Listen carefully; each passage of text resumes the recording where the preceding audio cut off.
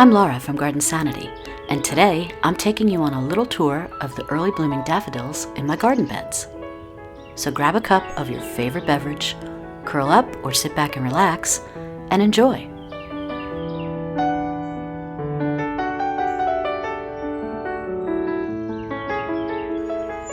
I see you, tiny little muscari flowers, peeking out from the daffodils and the candy tuft in this bed.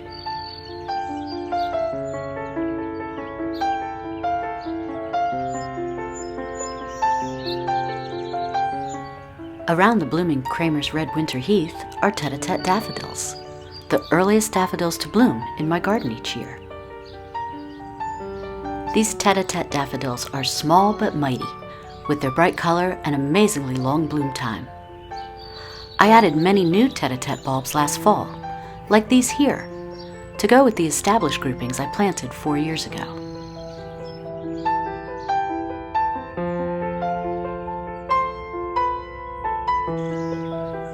I get at least a month of bloom from these miniature daffodils.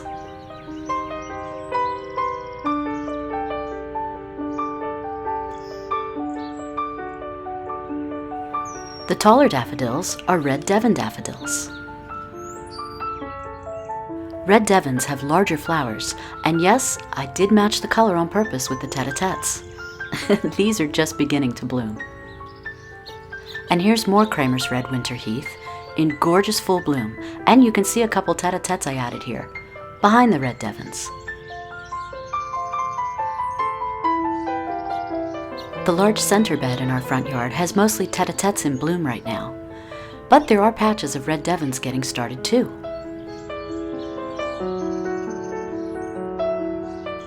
The red Devon trumpets begin as yellow, then turn orange, and will continue turning into a vibrant orange-red color as they continue to bloom.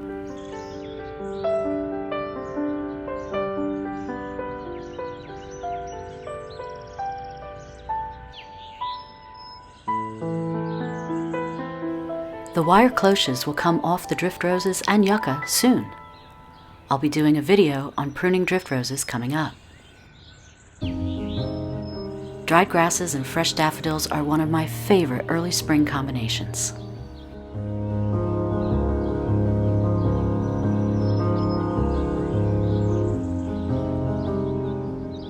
Even the unopened daffodils provide color in the garden.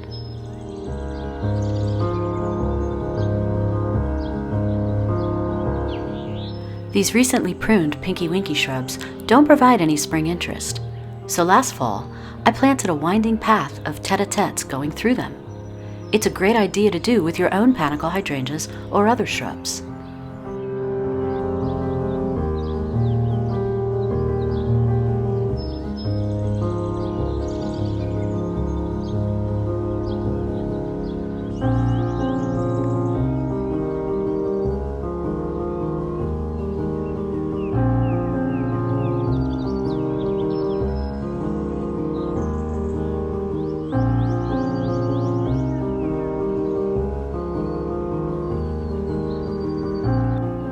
The old stems of Sedum Autumn Fire, which I'll cut back soon, look so pretty against the Tete-a-Tete daffodils, as well as the new sedum growth coming up.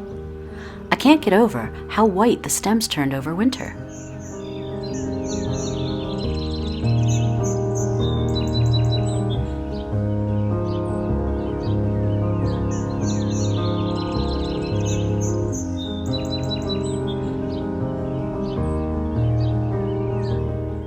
Candy tuft, daffodils, and Japanese helleria I need to cut back, along with Kramer's red winter heath, are in this foundation bed.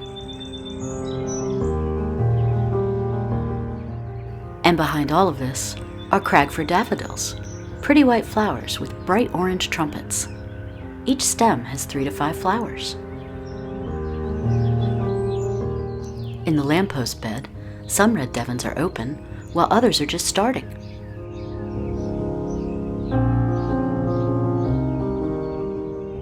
These Tete-a-Tetes are hiding a young little lime punch hydrangea planted last fall, which is just beginning to bud.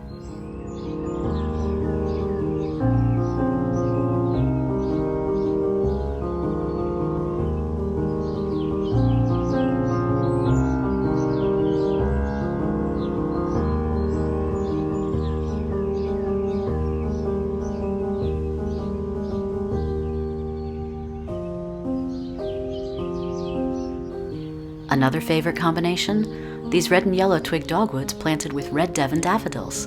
I look forward to this every year.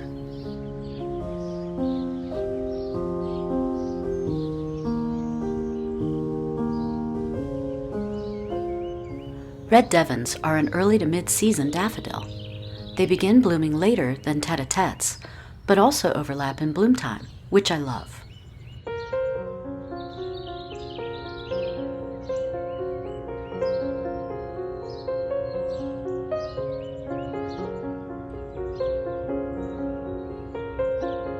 I added more red Devons up the driveway to balance the plantings I had at the edges of the other garden beds in front, leading to this corner grouping by the side yard.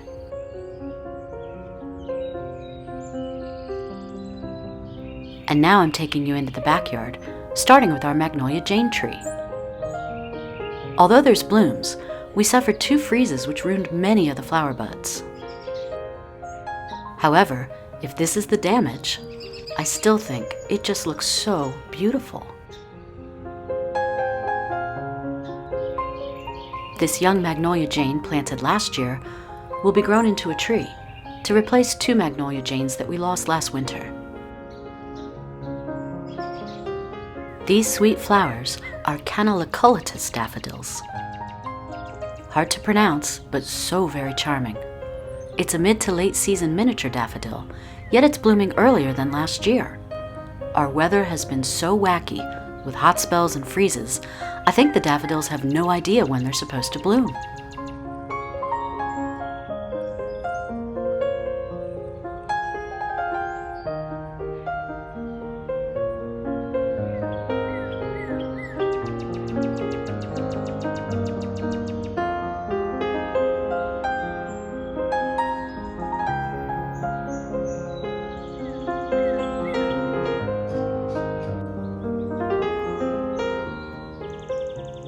I love how colorful all the different daffodils make this bed. Here's one of our young little quickfire hydrangeas we planted last summer. You can barely see it against the mulch. And here are the candy love hellebores, which I am so in love with.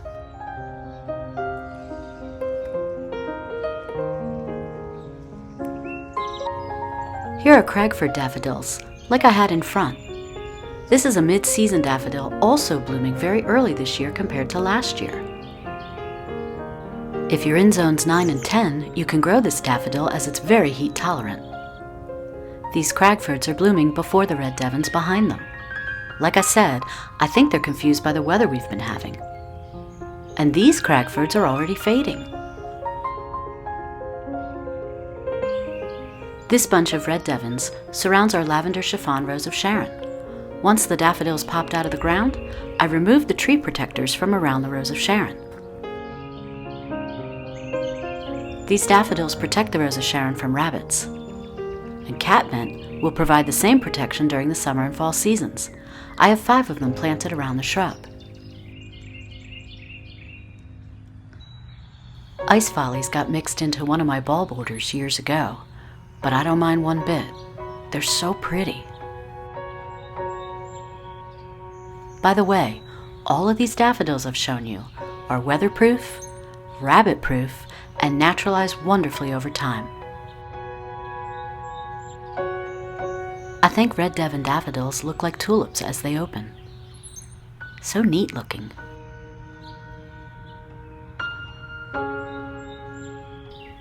Against the fence are the dappled willow shrubs freshly pruned. And in this bed, there are still late-blooming daffodils yet to flower. But still blooming are the candy love hellebores, blooming since forever. At least that's what it seems. They start out in creamy shades of ivory with some hints of pink before turning into lovely mauve-colored flowers like you see here.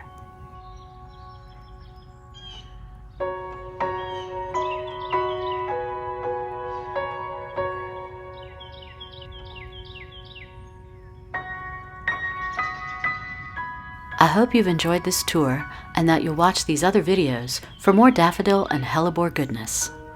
Until next time, happy gardening.